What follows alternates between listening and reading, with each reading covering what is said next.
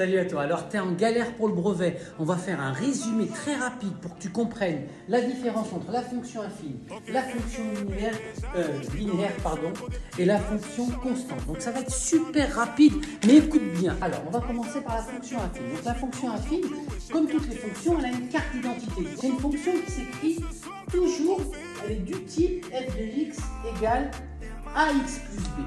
Par exemple, la fonction f de x qui s'écrit 2x plus 1, elle ressemble à sa carte d'identité. Donc c'est une fonction affine. Par exemple, f de x égale moins 1 tiers de x moins 3, c'est aussi une fonction affine.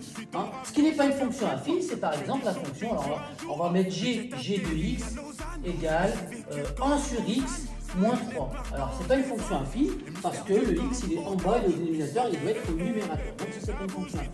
D'accord? Par contre, on a aussi les fonctions affines, c'est aussi toutes les fonctions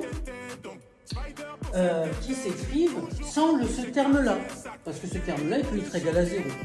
2x plus 0, c'est aussi une fonction affine. D'accord? Mais on verra qu'elle est particulière celle-là. Ok?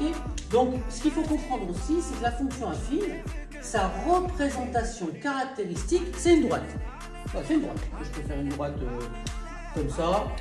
Ça représente une fonction affine. Ça représente aussi une fonction affine. Ça représente une fonction affine. Voilà, tu as bien compris le principe.